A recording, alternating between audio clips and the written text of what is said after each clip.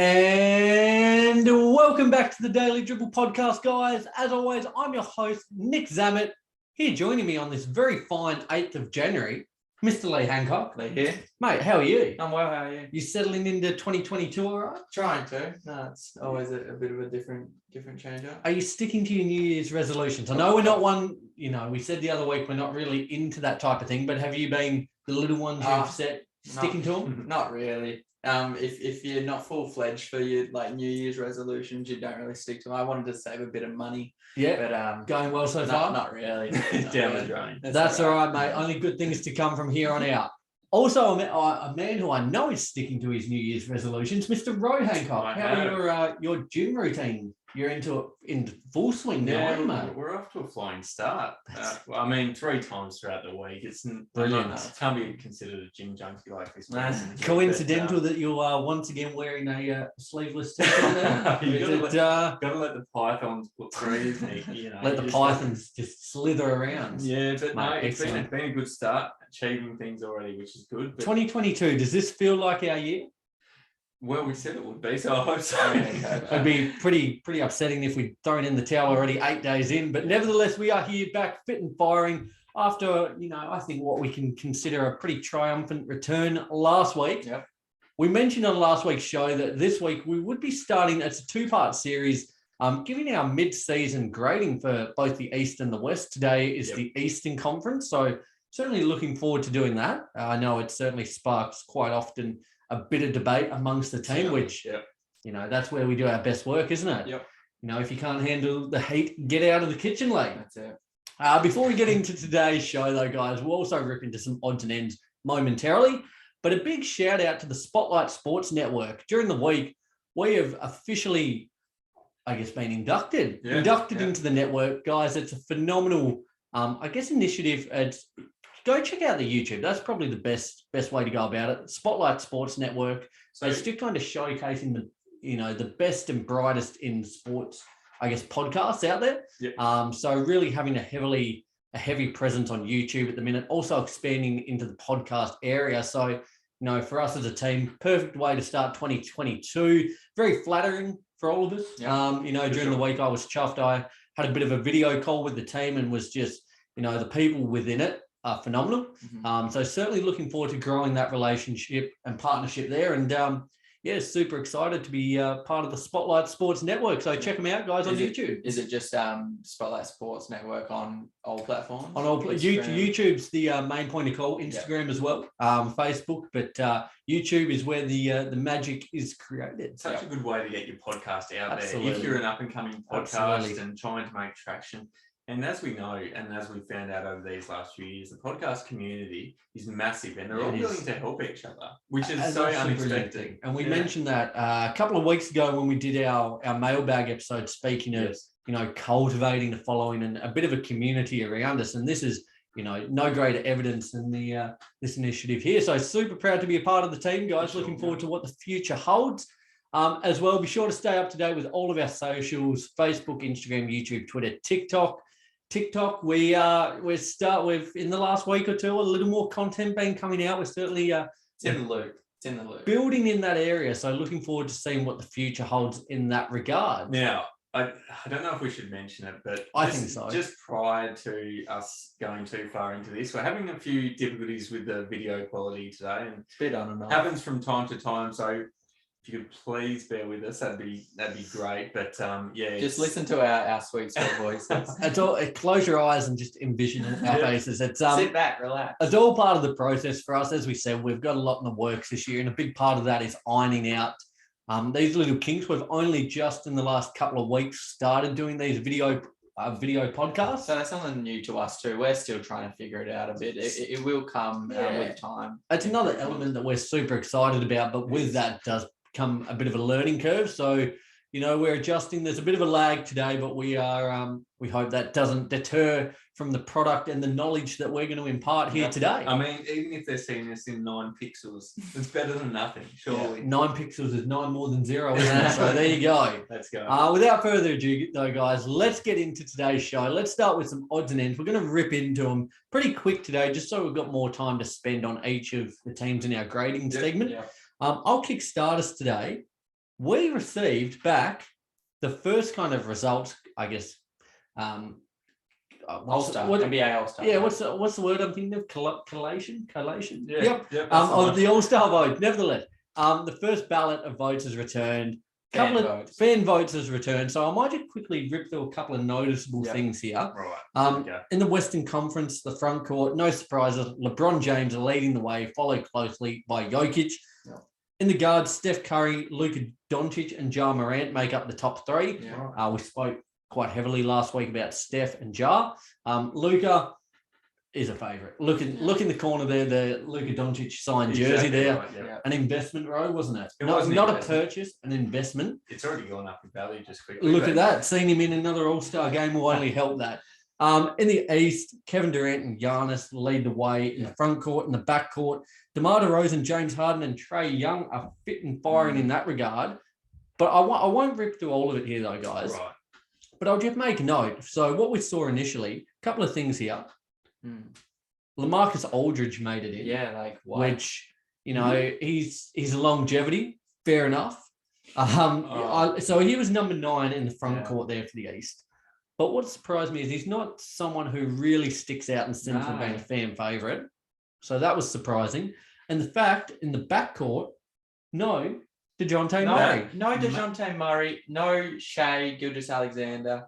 No Josh Giddey. No Josh Giddey. But it just made me realise that small market teams don't get NBA All-Star votes unless you've got a full-fledged superstar on your team. It's a shame. That's why Lamarcus Aldridge is in there, because he plays on the Nets. He's in New York. In the limelight. Yeah. We said the exact same thing last week, though, didn't we? When Lee and I put DeJounte Murray in our starting 5, we said, look, as much as we want DeJounte Murray to be in there and he's in our personal 5, he's not going to get in the starting 5, and to not even be in contention for an All-Star position after the year he's had so far, that's bewildering. But there's early. He's done it early, bro. He's given us today as a word of choice. Bewildering. I love it. But there's certainly, there's often with this fan vote quite a lot of, funny things that come to light here. Okay, here's one for you. I know we said we'd fly through these odds and ends, but just with Lamarcus Aldridge, there's a couple of years where a few of these cult figures and sort of meme players seem to get a lot of votes just because, they're fan favourites. Yeah.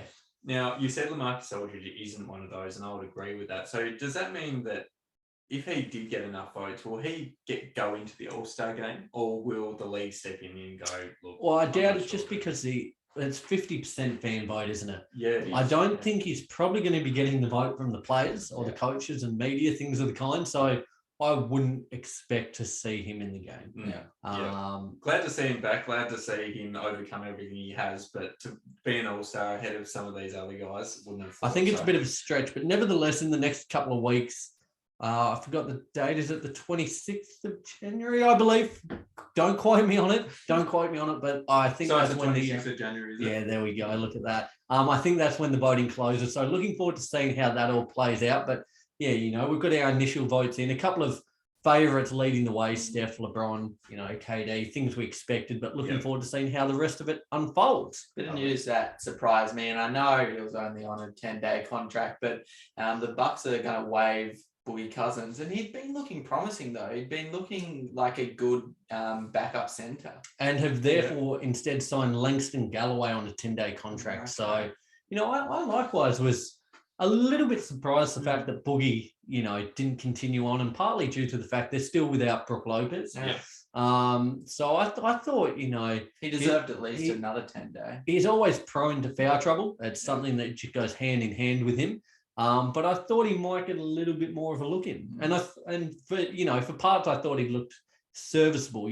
For a 10-day contract, you're not expecting massive things, but I thought he'd paid his. It's a confusing one though, isn't it? Because why, in your guys' opinion, what was the reason that he didn't get another 10-day contract? Because I think he was serviceable, and I think he had plenty of upside. So if you're the Bucks, why wouldn't you continue to give him 10-day contracts?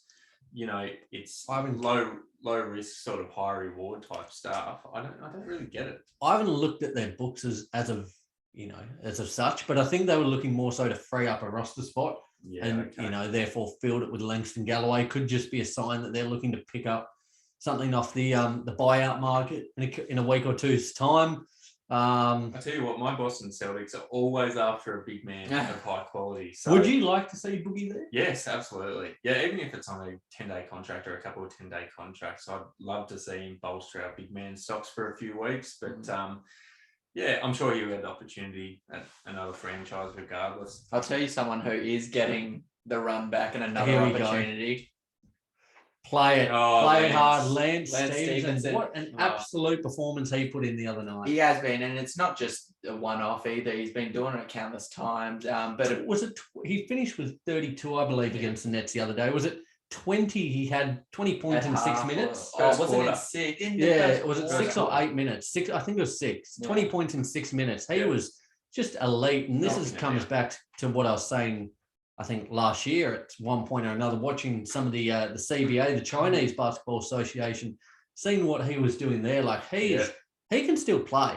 He can still fill a role for a team. And seeing him back at the Pacers was just like a full circle moment there. Yeah. So, and they're working on a deal to keep him there for the rest of the season, and I've heard possibly a multi-year deal. So, and on the Pacers as well, it was initially a 10-day contract. I heard today it has been extended for the rest of the season. Oh, good. But Kiefer Skies, depends how you want to pronounce it. It's a bit funny in the pronunciation. Yes. Nevertheless, an NBL favourite last season with the Southeast Melbourne Phoenix. So awesome again to see another bloke from the NBL just getting that real opportunity and kind of, I guess, strengthening that pathway between the NBL and the NBA. So awesome for him. He really showed out in the NBL. Wicked to see him get a chance with the Pacers and now been having that contract guaranteed for the rest of the season. Goodness me, I tell you, I don't know if we're touching on the NBL today. Oh, no. Are you please going to the point that I'm about to say? Go for it. I'm not going into the same point, I don't think, but I was just about to mention how many players within the NBL would be NBA quality, and we've seen that this year. Well, should I run with what you're going to say? Do it. You can go with it. I don't want to cut you off here, mate, but you've given me the best segue. Our main man, Josh Giddey, coming from the NBL last season. Shout out, Gid. Unbelievable Christmas present there from Rogue himself. This week, after transitioning from the NBL to the NBA, OKC Thunder, he's been Rookie of the Month, I think, multiple times now, November and December. He is now can officially lay claim to the youngest player in NBA history to record a triple-double. Yeah. Now, just quickly, I don't want to get this wrong. He surpassed LaMelo Ball. He posted against the Mavs, so it was a loss, nevertheless, posted 17 points, 13 rebounds, 14 assists, as well as 4 steals in that one. Now, he didn't just get a triple, like he has smashed this triple-double. He did. 17 points, 13 rebounds, 14 assists. God. That is a massive showing, and therefore, as I said, became the youngest player in NBA history. There'll be so many more of those to come as well. Because, absolutely. He's been on the brink of getting a triple-double multiple times throughout the season so far. If you look at his stats, I think he's averaging somewhere along the lines of about 12 or 13 points, 7 rebounds, 6 assists. Yep. So he's having a really good season on a team which is performing quite terribly, but understandably so. It's just awesome to see every little moment like this, whether it's Player of the Month, youngest player with a triple-double, it just fills us up with so much joy and just, seeing what he can do. And as a fellow Aussie as well, it's just awesome to see it.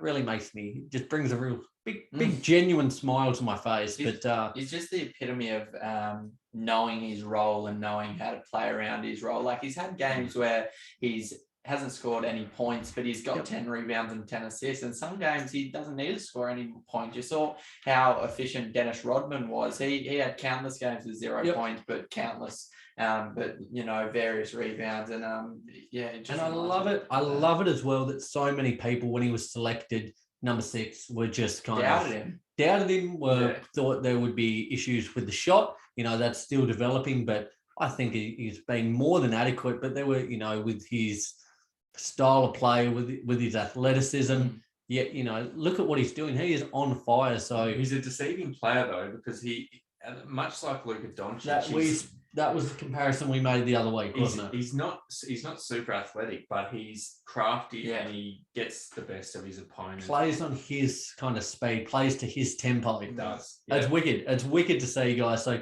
can't wait to see what he can continue to do, not only for the rest of the season, for the rest of his career. It's certainly something we're going to be following very, very closely. So look forward to seeing what Giddy can do there.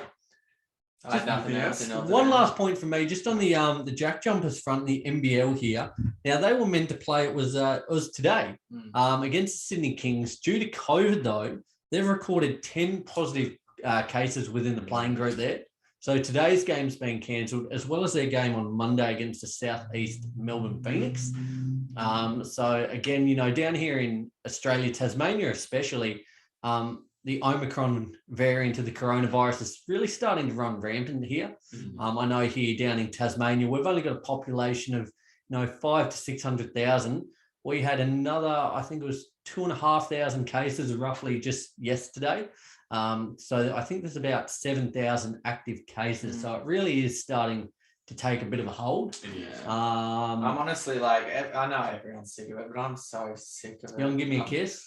I'm so done with it. It's so frustrating. It is. We're sick of talking about it. I feel like we've been talking about it on and off the last, better part of 18 months, 24 months. Yeah. So, but it is. It's getting a hold of. It's getting a hold of the state, and now the NBL as well being affected. So those games have both been rescheduled.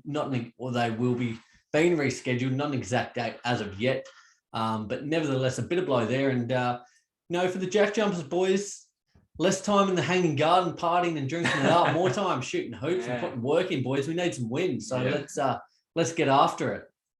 Okay, let's do it. It's time. Odds and ends, done and dusted. Let's get into it. Really looking forward to this. Always love doing kind of grading segments and things of the kind, imparting our own perspectives on each team. As I said at the top of the show, this is going to be a 2-part series. We'll do the East today, the West next week. And we're just grading these teams at the minute, our kind of rubric A, B, C, D, plus, minus, all that type of thing. And we'll just see where each of the 15 Eastern Conference teams fall and what we're making of their seasons so far. So, I'm looking forward to this. As we always say, guys, we love hearing from you guys out there. Let us know what you think of our gradings, where we went right, where we went wrong. We can take it, can't we? We're big boys. Hit us hard. Hit us with your best shot. Pat Benatar there. What a tune that is. Oh, that's an old school classic. And I'm a big fan. I think I was born maybe a decade or two early. I like the old school songs. He loves the Johnny Farnham. Do you like Jimmy Barnes? Jimmy Barnes, absolutely. Barnes, in terms of the top couple of moments in my life, seeing John Farnham at Falls is, right in that upper that's so upper sad. tier. That's so sad. Does that say I've had a sad life, or is it just sad that's where I had that rated? No, I just hate Johnny Farnham and the other guy. And the other guy, righto, mate, you're just kissing Australian music royalty right in the arse. Nevertheless, let's get into it, guys. Let's kickstart us in alphabetical order. We'll start today with the Atlanta Hawks. Who wants to take us away first? I reckon you go, Nick. You go. Lead from example. Yeah, go ahead. You're the fearless leader of this podcast, so I reckon you kick us off. You got any more nice words? This is really good to hear. No, let's do it, guys. So the Atlanta Hawks, I've given a C-, sitting 12th in the East at 17-20. Now, I'll just put the premise quickly. I should have mentioned that a moment ago. All my kind of notes here in regards to standings and records is prior to today's games. Yeah. So currently the Hawks playing the Lakers, but they sit at 17-20. C-, so a little below par, I think. They had big expectations coming into the season. I don't think really there's many other teams that have been hit harder by the coronavirus. Yeah. It's really been a battle in that regard. So I think, they've kind of cobbled together players, to get enough players to play. So I think they should almost be given credibility for that. We've seen teams like the Bulls, Denver, I think other teams sit out due to not having enough players, but the Hawks have battled through and got players on the court. Yeah. So I think that needs to be, in their favor. Clint Capella's disappointed me. Not so much on the offensive end, but the defensive end, he's really, really struggled. Yeah. I think that's where, on the defensive end, they're struggling. And he is such a key part of that. It really revolves around him. Everything on that end of the floor is kind of centered around what he does. So he needs to pick that up. But Trae Young, unbelievable. Had they have had more wins, he would be well in the case for MVP. What's he averaging? 28.5 points, 4 rebounds, and 9.5 assists. It's phenomenal stuff. And he really is, last season, the season before, since pretty much they were drafted, it's really been thought of as Luka Doncic, being the clear, I guess, leader in that regard. But Trey is playing at a phenomenal level and is really, they're 1A and 1B, I think, at this point, as opposed to 1 and 2. Yeah, well, that's the thing with that we're saying, because they had that little trade stint, that Trae Young and Luka Doncic would be compared to for the rest of their careers. But I think those talks are coming to an end, because it's becoming evident that they're just two completely different players, and they have completely different play styles that they play to their own. I've given them a C- as well. I just wanted to add on to that. But right now they're fighting to be just mediocre. I wouldn't even say they're mediocre right now, but they should be fighting for that.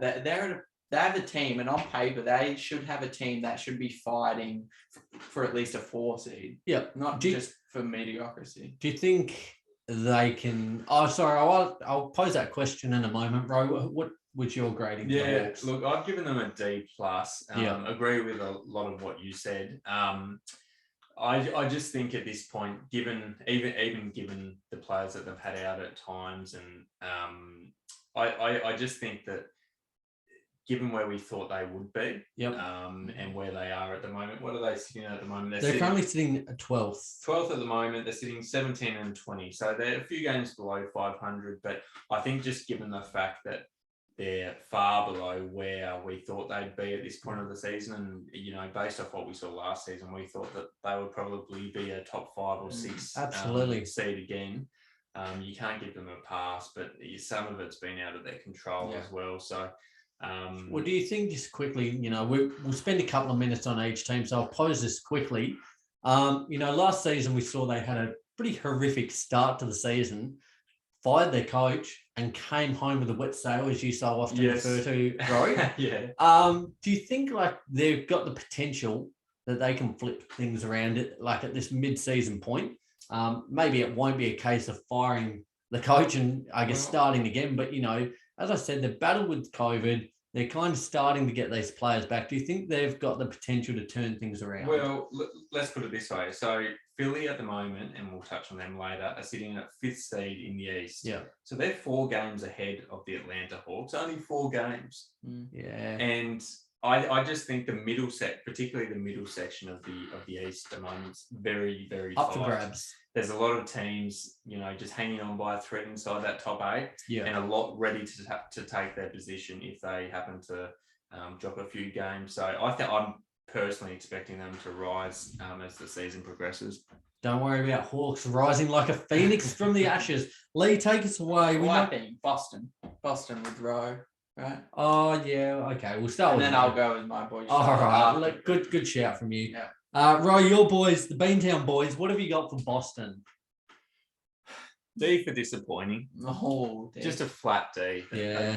It's been a year of just letdowns, and I know we've had certain key players injured, such as Jaylen Brown has been out for extended periods throughout the year, and he and Jason Tatum are the sort of key players for this team, and they're the players that we rely on to get us wins the majority of the time. But it's just been a year where maybe I was kidding myself at the start of the year, but I thought we might be, with the top end talent that we have, and we always talk about top end talent and the correlation between that and finishing high in the standings.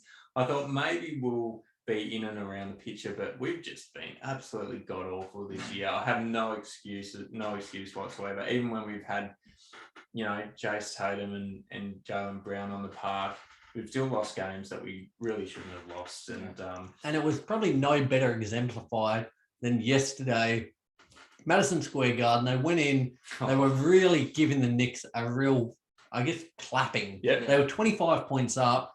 Ended up going down to a buzzer beater 3 from RJ Barrett, but it just kind of signified, and I said we were talking in our group chat, that kind of sums up the Celtics season. It does. So D, you've given more than warranted, I think. What have you given him? I've given them a D minus, and now I've kind of chopped and changed. I had them from D plus, went down to a D, went down to a D minus. And yesterday was really a shining light in that regard. They just, there's been games where Tatum's been phenomenal and Brown sucked. Brown's been phenomenal and Tatum sucked. They just can't quite get on the same wavelength, it seems, which I don't know if that's going to be a long-term problem. There's talk, do you break them up? They are two all-time talents, so, do you run with them? Really in a funny position at the minute. But what's disappointed me, I think more so, is, there's just nothing in terms of youth. There's no young players that have really, like this year we've seen Peyton Pritchard do next to little. There's not much happening in that regard. So they're not going anywhere at the moment, but there's not a lot to look forward to in the next couple of years either. There's no pathway. It's not like Detroit where you have Kay Cunningham and like Sadiq Bay, players like that. Exactly. Yeah. So I don't know what they're kind of, I guess the only positive is there's certain assets that are tradable. A Marcus Smart, a Dennis Schroeder, whatever else, but there's not much reason for optimism at the moment. So a D minus for me, Lee. I gave him a D plus. Yeah. Really, their offense has just been near god awful. I haven't felt confident in Jason Tatum, running the floor. I felt a bit more confident in Jaylen Brown running the floor, but he's been out a fair bit this season as well. So need more ball handling. They're very ISO dominated, aren't they? Yeah, they are. And it's frustrating when a team that on paper should be in at least the top 6 of the Eastern Conference isn't, and it's all because of their differing effort levels on the given game. I have given them a plus, and no one here has talked about some of the positives so far. I'm going to give one positive, and it's one player that's really stood out this year, and it's Grant Williams. He's been absolutely amazing. He's had an insurgent as a solidified big man on the offensive end and on the defensive end. He's had games where he's got a triple double, like 5 blocks. I think a couple games ago, I had a game with 7 blocks. So he's really stepped up there. But overall, not happy. Are you talking about Grant or Rob? Oh, Rob. Yeah, Rob. I was about to say Rob deserves the plus for sure. He's been shining light. He's been the shining light, and he won't win most improved, but he has improved significantly in comparison to previous years, and it's just a shame that the other guys aren't going with him. Who's Grant Williams again? Grant Williams. I think he plays for the Celtics as well. I was thinking to myself. No, Rob Will the third. Rob Will the third. Well, Lee, while you're on a bit of a run here, mate, who have you got for Brooklyn? Let's see. I'm pretty sure I gave them an A, but I'll check. Yeah, I've given them an A. Thanks. You sure? They're on a 24-12 record. They had a bit of a shaky start, especially with Harden at the start of the season, but he's turned things around. I really like the bright spots, and it might be just because I picked him up in my fantasy league, but from Nicholas Claxton. I think Clax. It's a strong name, that Nicholas. I love Nick, isn't it? It's one of my favorites. Is it? No, it's more so the Claxton bit, but jeez, the Nicholas bit sort of brings it down. I was about to say, here we go. No, good stuff. No, that's all right. He's I like what I've seen from him. Has anyone else forgot that Joe Harris has been out for a majority of the season? No, I didn't win my fantasy team. Yeah. You felt the full effect. I felt the full brunt of his injury. I think he's going to make a difference when he gets back. But A from me. An A, right? Well, I've given them a B minus. B minus. A B minus. So as we were saying, second, 24-12. I still don't feel as if they're, and that's like a season average. Yeah. So they're positive still, but I don't feel as if they've got out of first gear. We've just seen Kyrie come back, but that's kind of with a little disclaimer on it. He's not going to be playing any games in New York. So if they're playing the Knicks, he's not playing. Any home games, he's not playing. Nor when they play the Raptors, he's not playing. So it's a funny position Steve Nash finds himself in between, getting a system that's cohesive and works, and then, every second or third or fourth game, bringing Kyrie into the fold for a game. Yeah, so it's strange. I think Durant's been elite MVP level just about. James Harden, again, as well, has been electric, especially in the last month or two. But a stat I saw that really kind of rung true to me, and the reason probably why I gave them such a low grading is teams that are 500 and under, so the shit kickers of the league, they are 10-10. So I think to be a good team in the league and to be a title winning team, you know, as I said, they're not out of first gear yet. So read into it what you will. But the sign of a good team is even when you're not playing well, or, you know, on a random Tuesday night in Detroit, you're going out and winning these games that you're expected to win. Okay, but how many times has not only you, but we all have said any team can win on any given day? It's just the way the league is. Yeah, that's on a night, but when you're 10-10 against teams that are under 500, it's showing a pattern. It happens. It happens. Yeah, it does. Any team can win on every it can, but if you're that good a team where you're a title contender or one of probably the favorite in the bookies odds, I think you've got to be better than that. So I still think they're positive. A B- is not a knock, but I don't think they've been as good as. Well, when did they lose these? I figure they lost these games when KD and Harden was out in protocols. That's what I'm for the most part. And I don't the teams they played were also without players, as every team has been. And how many times? Because I've just pulled the COVID card, the protocols card, and that I feel like that's an excuse a lot of teams can use. Is that a worthy excuse? No, I think it is, but you can't use it too much. I think that's worthy of a COVID protocols card. I think it's an excuse in the same way that saying, you know, was the playing in the bubble, winning that championship. Like everyone's in the same boat. Yeah, like everyone's having issues with COVID. Yeah, that's a good analogy there. Everyone's battling through this. So some more than others. Like if you have KD and Harden out, you're pretty screwed. Well, Patty Mills has stepped up. He's done well as that third scorer, so I gave him a plus for that. But a B- from me. Ro, what have you got for the Brooklyn Nets? Yeah, I have given them a plus in the B variety this time. I think given that they've been without arguably one of the best point guards in the league, well, he's one of the best point guards in the league, Kyrie Irving, for large parts of the season, still second in the East. I 100% agree with you, and I didn't actually know that stat, Nick, about losing against teams in the bottom under 500. Under 500. So that's a big stat. But I think on the other side of things, I'd like to see their record against teams who sit. Oh well, we can do some pretty simple math here, can't we? So they would be. So what's that? 14-2. That's wow. That essentially what I'm trying to say. That.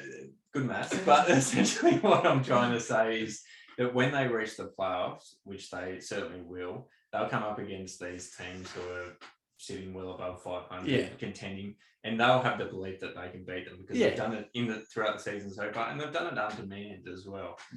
I think a big plus should go towards our homegrown hero, Patty Mills. He's been without a doubt. He's been such a spark plug for the Brooklyn Nets, whether he be starting or whether he be coming off the bench. He's brought that form that he had over from the Boomers to the NBA, and he's just thriving on a really good team. And I think that word that you just used is pretty much a great word to kind of symbolize his whole career when he was at the Spurs and now when he's at the Nets. He's just such a spark. As soon as he comes on, he's so fast. He just puts up as many shots as he wants. I've really liked the thing with Patty Mills, just quickly as well, is that he's a spark plug regardless of if he's on the court or if he's on the bench. Like you watch energy games, guy. Yep, energy guy. He's the guy. Plenty of claps, plenty of waving the towels and stuff. Revving them up. He's just such a good guy to have on your team. So, I think they deserve a lot of credit for, I guess, playing at the level they have been so far. Brilliantly. We've still got 12 teams to go. Take us away with your boys, the Charlotte Hornets. I've given a B this year.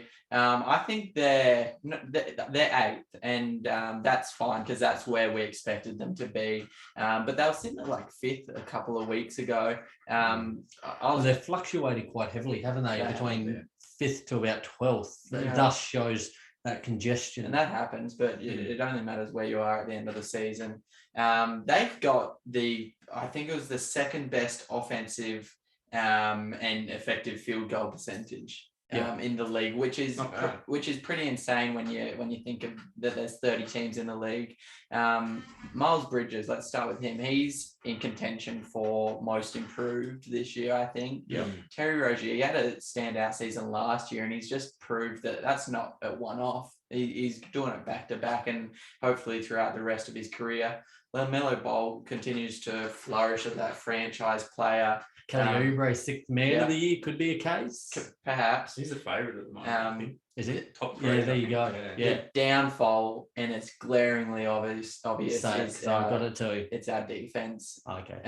But our defense is absolutely awful. We tried to get Mason Plumlee, and we did get him. I don't know really why he's been all right, but it wasn't what we needed. We needed more defense. And that was the big glaring point for me. I gave them a C+, sitting 8th, as Lee said, 20-19 at the minute. So above 500, which is all credit in the world to them. So C+. They've been fantastic at home, sitting at 10-5. Away from home, they're 10-14. So, not quite as good there, but they're still holding their own.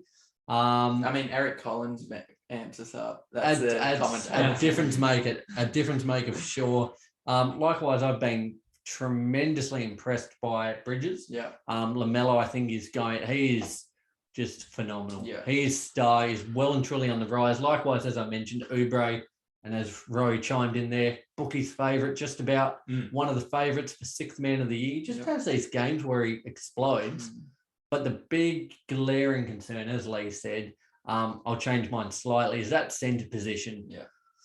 It's an area that's causing them a lot of concern in the amount of points they're giving up, their offensive output to a certain extent. They've still got enough avenues in that regard. But I think likewise with Boston, that centre position for the Hornets as well is a position that can be really short ups with just runs so thin. Like you've got Mason Plumlee, who's not even a formidable centre. And it's horrible because you went from Cody Zeller and it was only a marginal upgrade. We went from Cody Zeller and Bismack Biyombo, and I wasn't happy with that, but I was more happy than what I am this year. You've got Mason Plumlee, then you've got some guy named JT Thor.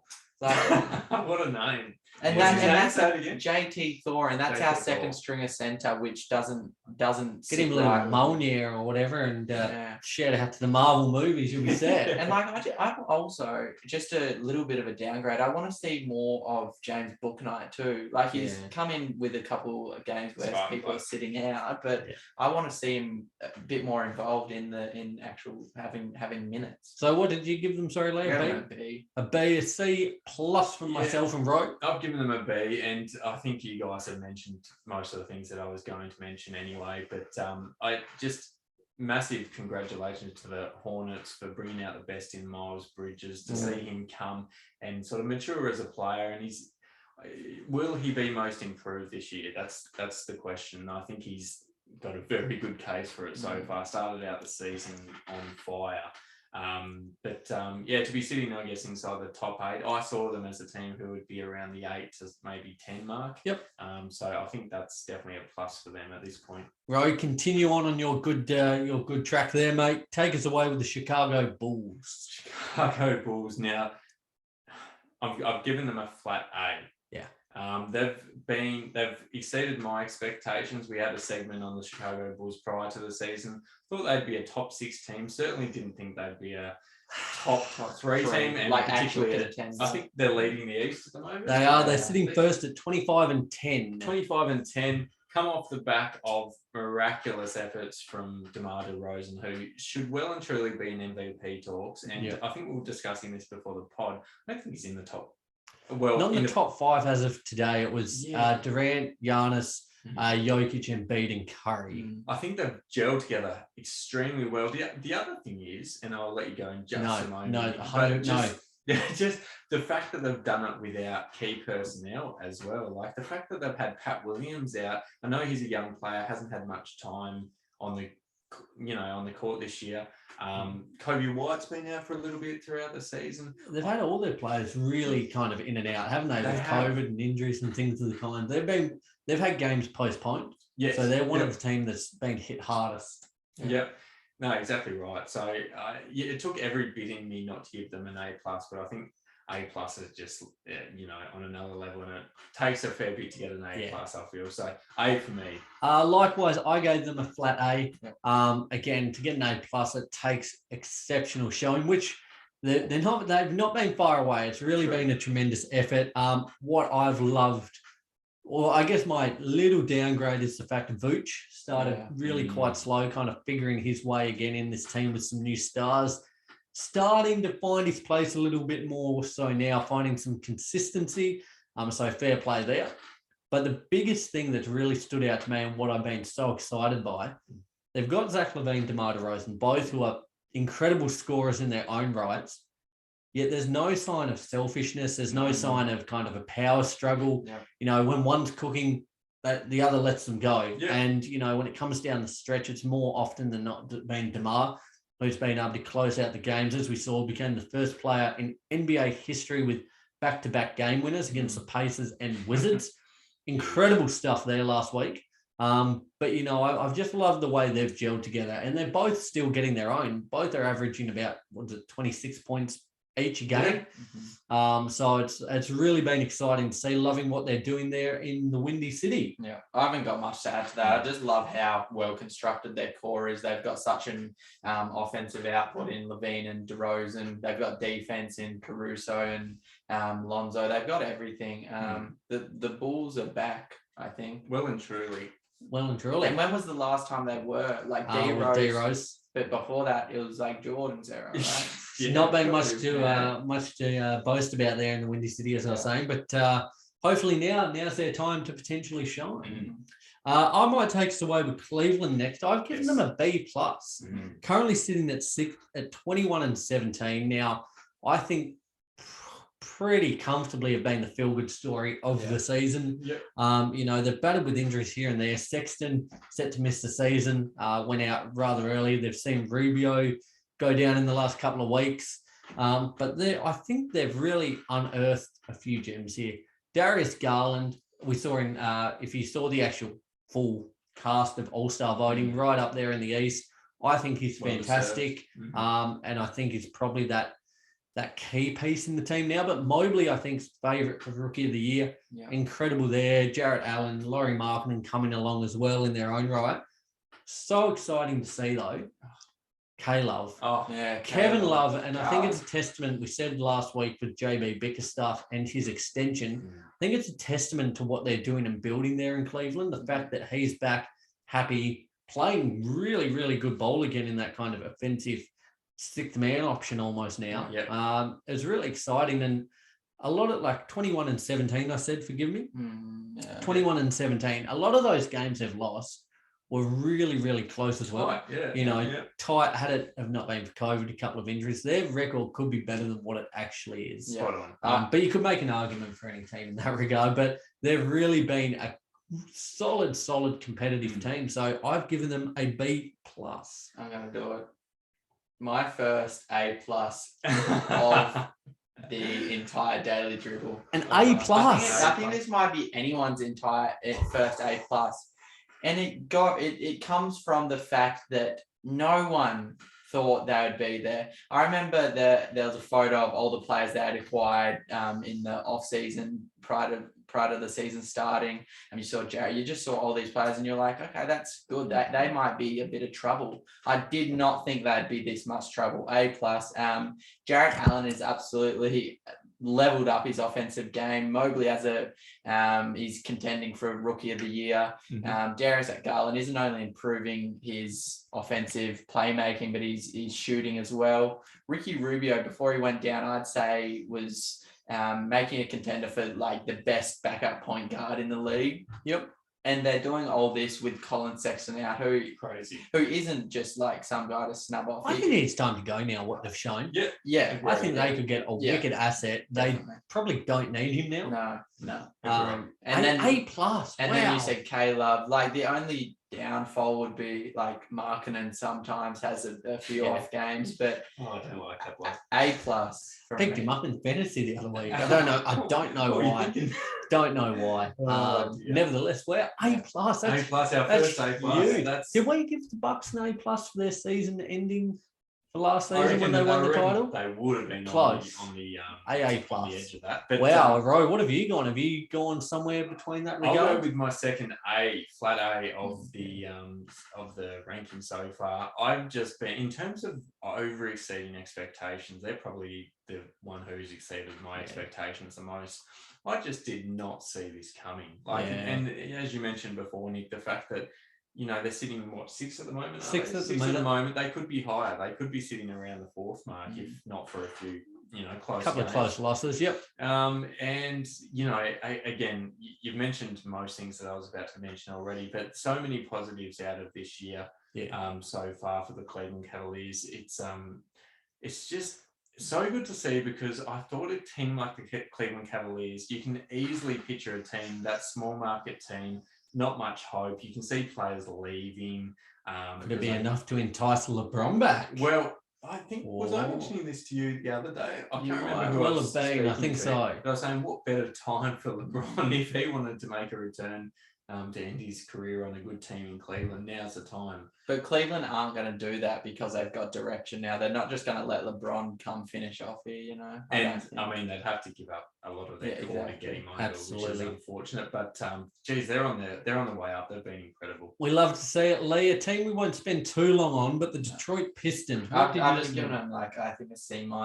I'd try to show some compassion for them because they're not meant to be good, but there's not much you can say about them. Cade's been pretty good for that number 1 pick. I thought start coming along better now, isn't he? He is now. He's gained a bit more consistency. Not much to say on him. Grant's been out for a bit. And so same with Olenek, who has proved to be a bit of a hot spot, but C-. I've given them a C. I've been semi-impressed with them. They've been they're currently sitting 14th, 7-30. They've been competitive in games, even games they've lost, which is 30 of them, which isn't ideal, but no more, kind of evident than beating the Bucks during the week. That was a big showing from them. And, I think Cade's come along lately, but Saddiq Bey. This is the man. Yeah, I think there's a lot of reason for optimism, and probably the reason why I've given them a C is a big due in part to him. He's been awesome the way his development's come along, not only in terms of a facilitating aspect, but a scoring output as well. So I think, you put him, Cade, Grant, who else am I thinking? Who are these others? Isaiah Stewart, the beef stew there, Diallo. Not Killian Hayes. No, he doesn't quite fit in there. He's on the shit list for sure. Yeah, he's in there. He's in there after I predicted Rookie of the Year just about for him and Halliburton. Halliburton's been good. Yeah, he's been good.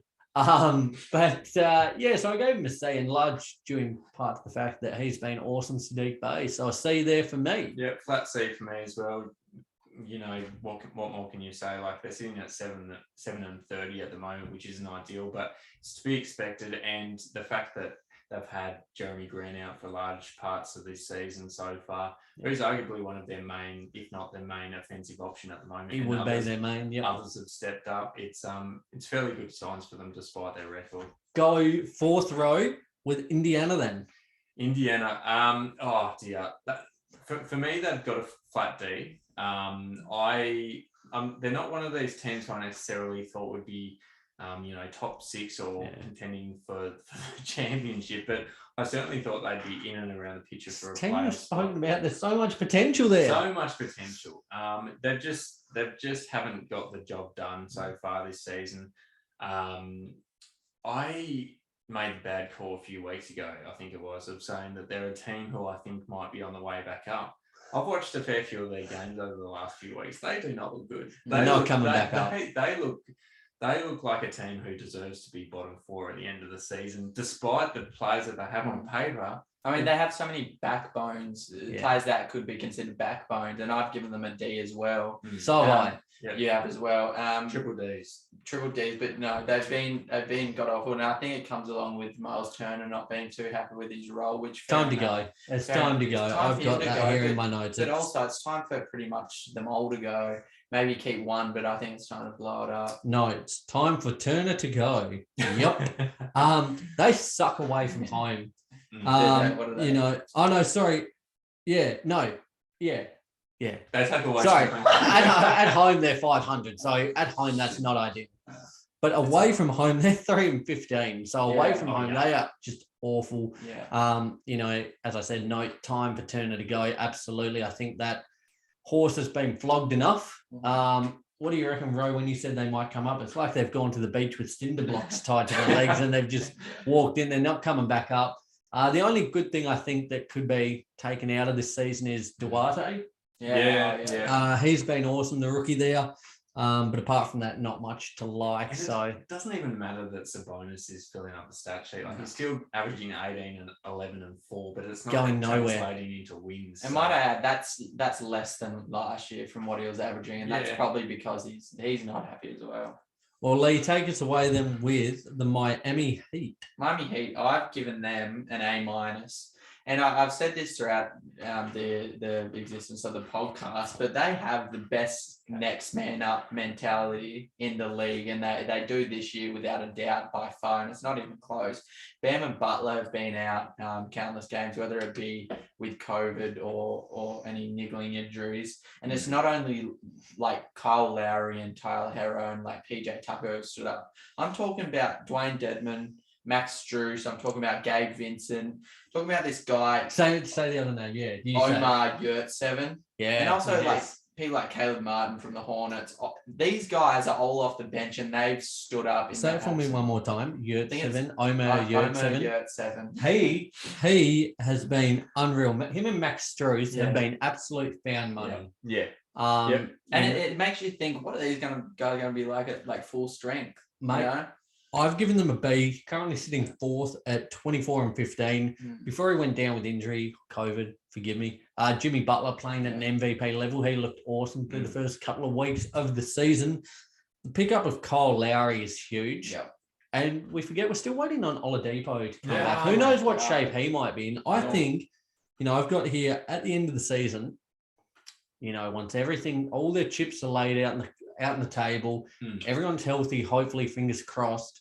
They are a legitimate title contender, like a real genuine threat to the Bucks, the Nets from the West, whoever you look at there, the Warriors. They are a legitimate threat, and I think they've got it on all ends of the floor. On the defensive end, you've got Jimmy, Kyle, PJ Tucker. You want threes, you've got Duncan Robertson, PJ Tucker in the corner.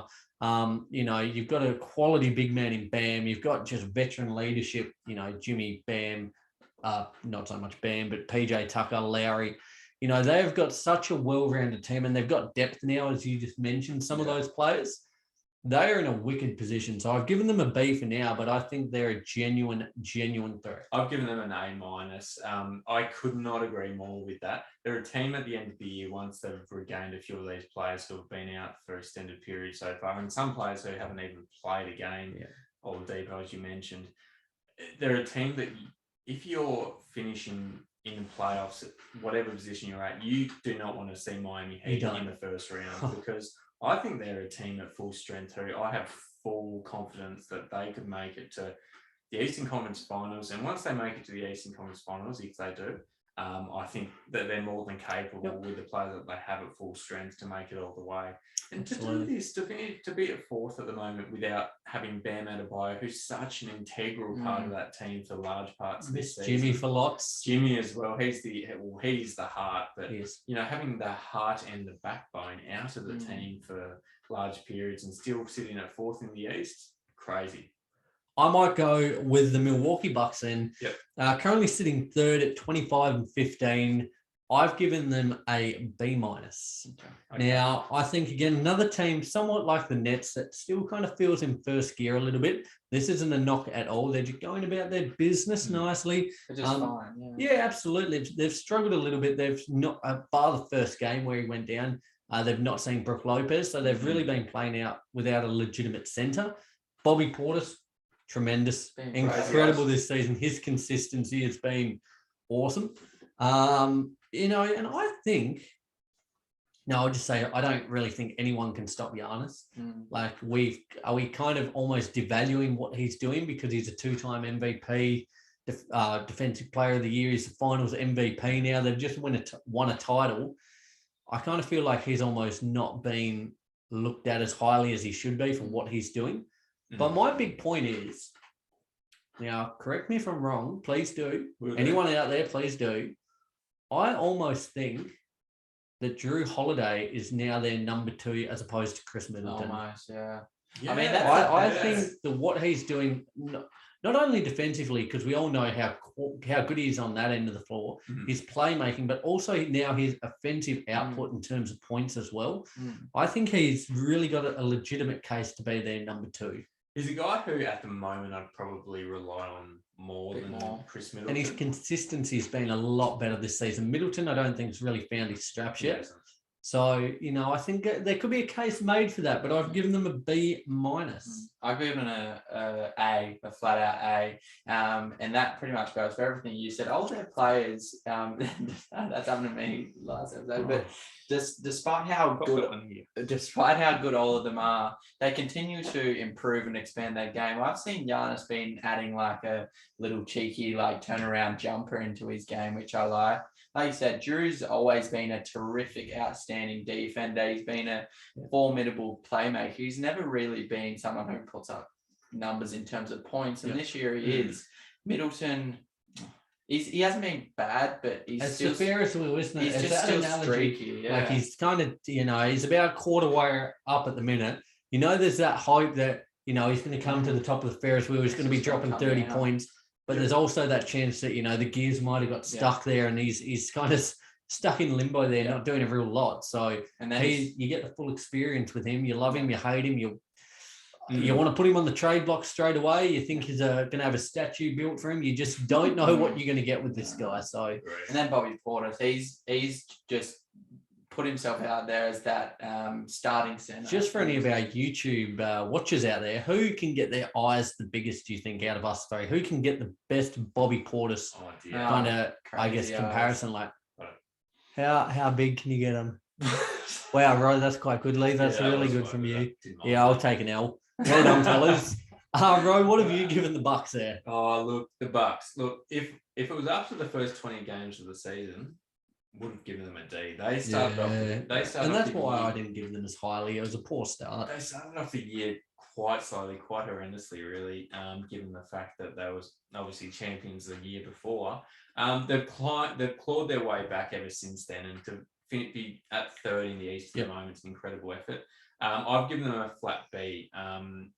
So it's not probably if they'd been at where they are at the moment throughout the course of the season, they may have even snuck into an A-, but I think the fact that they started off the year slowly, you've got to do, a few points come off their ranking. So, flat B. Fellas, we're nearly an hour into the piece. We've still got 5 teams to go. So, Ro, what have you got for the New York Knicks? The New York Knicks, I've given them a D.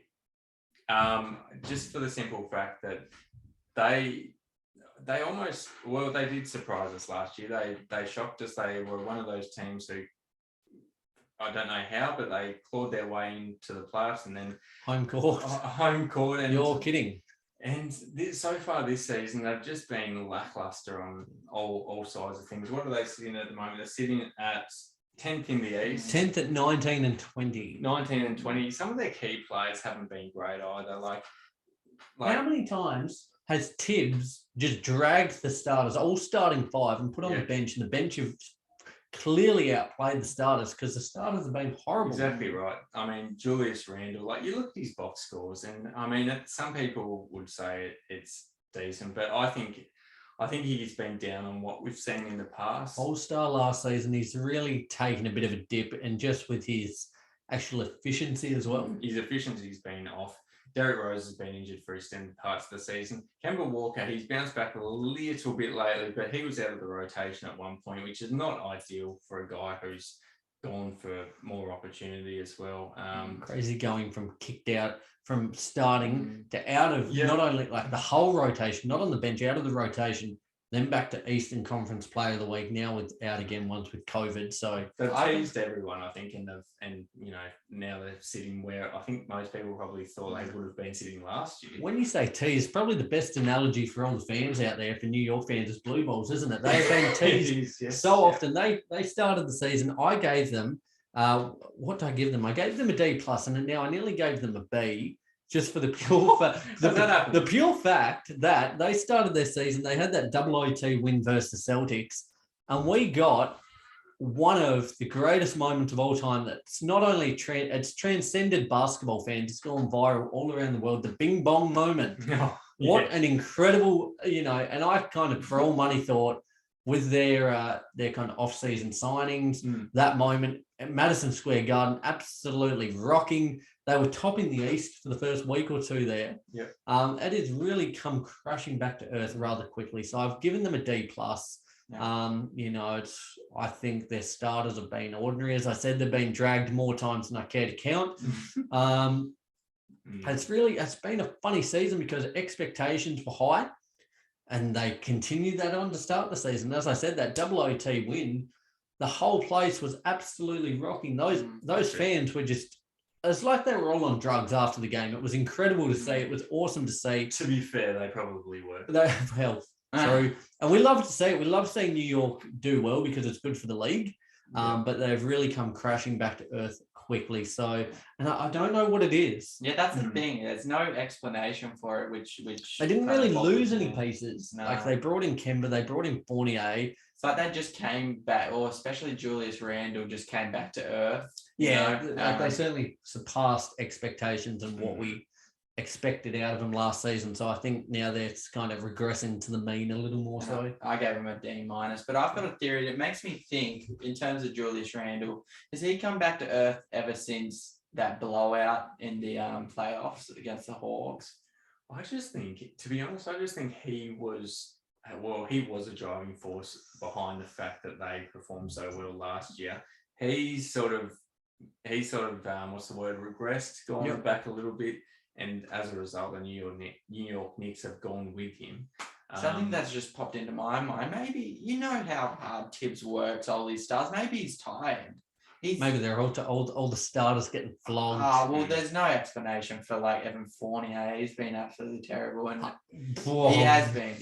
Recency bias would say he's the best player in the league at the moment after what he did yesterday against the Celtics. He dropped, was it 10 threes? Oh, I don't care. He was incredible. 10 threes doesn't help like 0-point games in the past. So just quickly, do you reckon the fact that they've had so much expectation on them this year, whereas last year I think they came into the season with many people thinking they wouldn't, be finishing this anywhere near as high as they did? Do you reckon that's impacted them? And we've said, haven't we, so often that Madison Square Garden, like it is the mecca of basketball. When they're doing well, the fans are rocking. They are, yeah. So there is, and the expectations have increased considerably with what they did last season. I certainly think the natives are restless, but nevertheless, should I say, we'll push forth. Lee, another quick one here. The Orlando Magic. What have you got for us, mate? I really don't care about Orlando Magic. I gave them a C-. The only notes, and this is just being honest, I have for them is bright spots, Cole, Wagner, and Bamba. But to pick one of those to talk about, Wagner has been absolutely outstanding. He's exceeded my expectations. For where's he from? A white guy from Germany coming into the league. Wagner. That sounds Wagner. Yeah. It's probably why Luka Doncic took people by such surprise. When you get just these players from overseas coming into the league, they're very white in pigmentation. You think, geez, where's this guy gonna go? But he's proved dividend. I'll go next. We're on that train, are we? The white train. I'll go next. There's no white LeBron, is there? I've actually given them a flat C. I think due to the simple fact, as you were mentioning, Wagner as well. Yeah. Wherever he's from, he's been really good, and he's right in contention for Rookie of the Year at the moment. They're sitting, right 15th at 7-32. Just for anyone out there that cares about Orlando.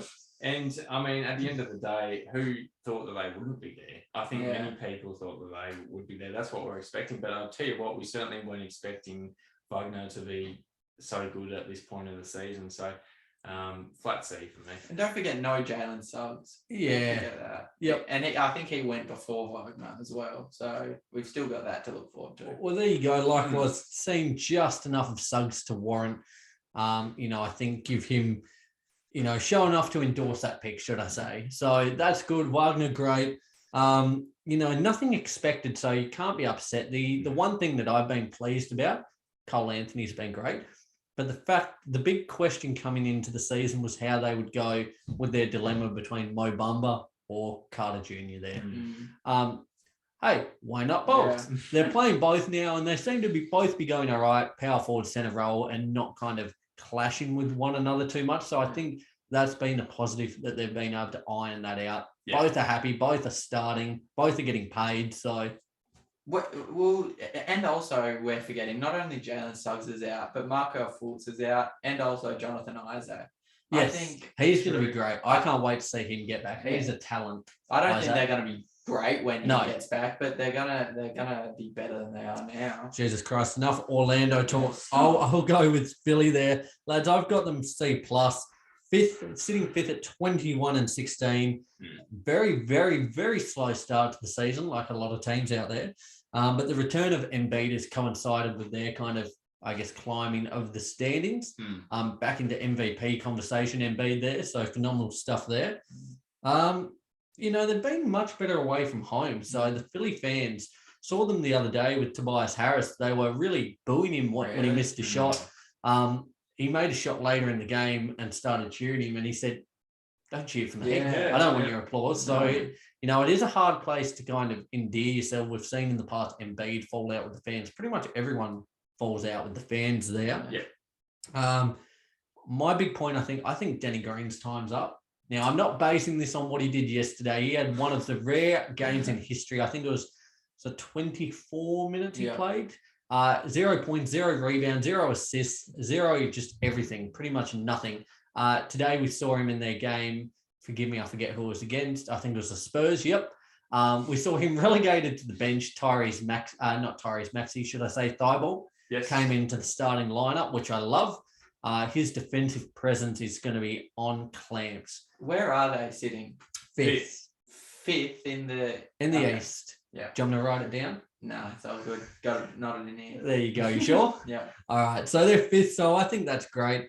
I think if they can turn him into more of a two-way player, a little more on the offensive end, like defensive-wise, he is going to be an absolute force over the next 5-10 years. So, I think they're building. I don't think they're certainly not in that top bracket of title contention, but they're a team, again, to be feared, and still with the uncertainty of what they would get in a Ben Simmons package, there's still scope for growth there. I've given them a flat B. What you just touched on there, Nick, not having Ben Simmons, like an all-star and a guy who provides so much, except for late game baskets, to put his team up in the playoffs. That's about it. But I think the fact that they're still sitting at fifth in the East at the moment, with Embiid out for certain periods throughout the season, I think they've been valiant, to be honest. Tyrese Maxey's really led that, hasn't he? He's been a bright spark, and he's got to be up there in most improved, I would have thought, as well. Yeah. So I've given him a B+ this time around. B+? Oh, it's one point up from Rowe. They're sitting fifth. They're evidently playing well without Ben Simmons, but it's not to say they're not struggling without him, and he's not effective, because you should see how hard they're playing. Like, I don't know how many 76ers games you've been watching, but they're playing. I feel like they're playing harder than they've ever played, and everyone's had to stand up. But they do need a point guard who can assist Joel Embiid and kind of get some passes into the lane to him, because he can. Curry's been better lately on that facilitating end. He's starting to clock some assists and start to do a little more versatile, as opposed to just being a spot up shooter as of late. Yeah. So there could be a little bit of room for growth there for him. In terms of playing hard, they're just playing with a chip on their shoulder, I reckon. That particularly, and it's all come from the fact that Ben Simmons has sort of publicly said that he wants out of that franchise. Yeah. They're saying, look, okay, fair enough, but look what we're going to do. So exactly, I think they've been good. Lee, what have you got for the Toronto Raptors? We've got 2 teams to go, lads. Let's get through them. I gave him a B. Dragon, he's still out for personal reasons. He's not coming back. I don't know where he is. He's out, I reckon. I'm going to start on the bad things. Chris Boucher has let me down. I don't know if it's because Nick Nurse hates him and doesn't give him minutes, but when he does come on, he's been pretty awful. Precious Achiuwa, I like him as a player, but I don't know what his role is and what he's trying to get out of being at the Raps, because I don't know with him. But with the rest, though, now there is upside Fred VanVleet, I feel like, by the way, this season, they're just trying to figure it out. Fred VanVleet is trying to figure out how to become a leader, and he's doing how to be a star. How to be a star as well. I think he had like a 40-something point triple-double the other day. 30-something point triple-double, yep. Pascal Siakam is working on his defense, which I like to see. Scotty Barnes, he's also, along with five-man contenders for Rookie of the Year. There was a bit of flack for that pick, wasn't there? As opposed to being a pick above Jalen Suggs, but he's, I think, earned his stripes now as well. Well, I expected them at the start of the season to just have no direction without Lowry, with the loss of Lowry, but they're looking promising, and I like watching the Raps this year. Yeah, likewise, I've given them a flat B, sitting 7th at 18-17. Another one of these teams, a very, very slow start, but in the last probably month, they have been considerably better, coincided with VanVleet returning, Siakam returning. VanVleet's been excellent as of late. I don't think he's a superstar player, but I think he's a star player, and I think if you pair him with another star in Siakam, you put enough pieces around them, Gary Trent Jr., these other players, I think there's enough there they're going to give you headaches, I think, in the playoffs. Should they make it, which it's hard, isn't it? Because they're sitting 7th. You look at the teams under them, you still see a higher ceiling for the Celtics, for the Hawks. The Knicks, you could flip a coin. Maybe. The Hornets are below them at the minute, I believe. So, if they're going to stay there, well and good. But, I've been tremendously impressed with what they've done in the last month. They're playing hard, and that's all you can ask for. They've not thrown in the towel. You've seen some of these players, these younger players, Malachi Flynn, Gary Trent Jr., et cetera, getting a bit of game time and playing well. So, things you love to see. You do. I've given them a B+ as well, for the simple fact that, towards the start of the season, as you mentioned, Nick, very, very slow start. And I think we even had an episode where we said, would you prefer, if you're the Raptors, to just trade away your star players, either VanVleet, Siakam, and go for that high draft pick, or would you rather power on with these guys and see what happens? They've powered on, and they're reaping the rewards of it so far. Like, I think, particularly myself, I didn't see the improvement coming.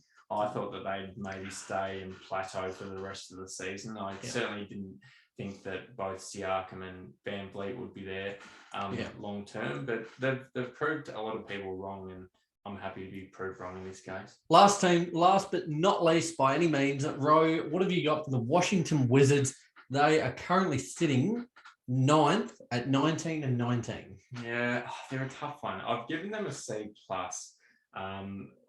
So they're sitting sort of on or around the mark that I thought they would be at the start of the season. Yep. I've given them a bit of a plus, though, because I like what they've done with a few of these guys whose careers we haven't written off, but they might have plateaued a little bit. Yeah, might have plateaued. I'm particularly talking about Kyle Kuzma.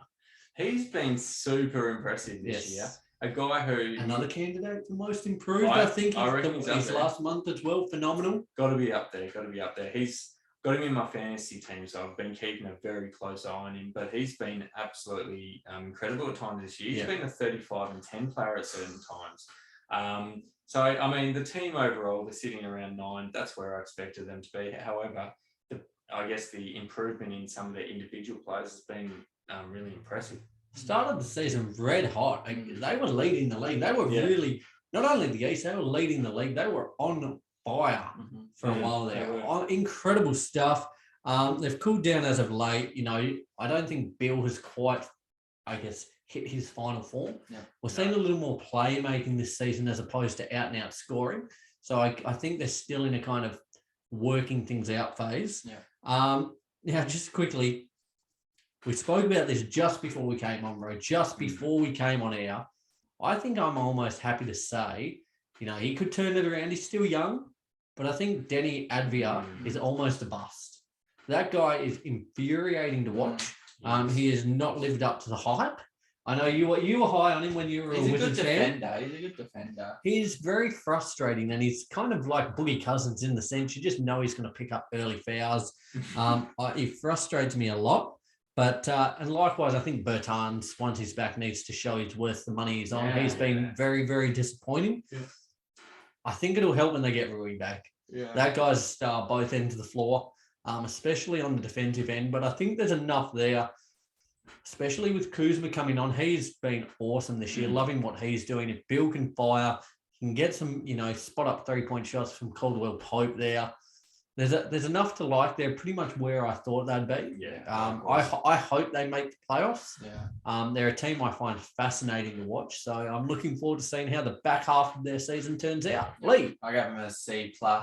I'm not disappointed because the start of their season was white hot, absolutely amazing. But I don't know why, but I had faith in that they'd keep running with it and not stay from like 1 to 4, but maybe they did have around a bit of COVID trouble, didn't they, with 5, Bill 6 going out months. hurt. But also in saying that, some of their skill set has deteriorated from the start of the season. Their defense isn't looking nowhere near as good.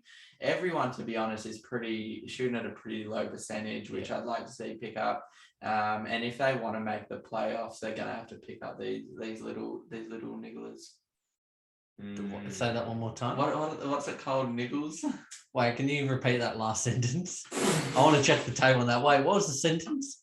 These little nigglers. What did you say? What was the sentence? What context was it again? I'm like, what's that saying? Wait, what are you trying to say? Like needed like iron out these little niggles or these little kinks or wait, these little nigglers. What? I'm sweating. Oh mate, we have had it. Here we go. We're deep in the page. You've almost drowned the podcast. These little nigglers. Repeating it. Yeah, it's good. What's the saying? I don't know what you're saying, mate. I reckon you just leave while I think I was meant to say they need to niggle out these little like. Is that a word? Niggles. Let's just move on. Little niggles. Niggles is you're in trouble, mate. We're in trouble. Guys, we are well and truly deep in the piece. We've crossed out 15 Eastern Conference teams here with our gradings. Son of a bitch, I've just kicked out our mic. Better put that one in real quick there, Lee. Yep. And I did look up niggle. There we go.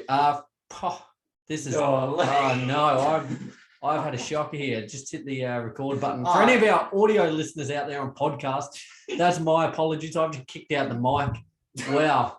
It is niggle. Okay. Not nigglers. Yes, be clear about that. There we go. So slight but persistence, annoyance, discomfort, or anxiety. Okay. If you guys are still with us, you're still listening this deep into the piece, fair play to you. It's been some episode from technical difficulties at the start to vocal issues at the end. We've had it all on this episode, but guys, we've loved doing these gradings. As I said at the start of the segment and the top of the show, we would love to hear what you think, where we went right, where we went wrong with our gradings. Let us know. We love to hear it. You can get in touch with us via our socials, Instagram, YouTube, Facebook, Twitter, TikTok. Send us a DM.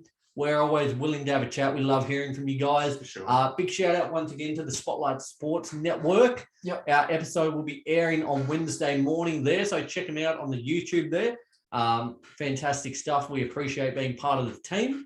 Lads, we've got the Western Conference next week. You looking forward to it? Yeah, I am. I like this one more, I think, even though we haven't done the other one. The East has been quality this year. I haven't given so many A's ever in my life, so no, but West will be good too. There'll be a bit of variance, I reckon. Absolutely. I think so. We're sort of on the same page, I reckon. For a lot of it, there was a few where we differed slightly, but I Yeah. think the West might really shake things up a little bit. Yeah, So I'm looking forward to that.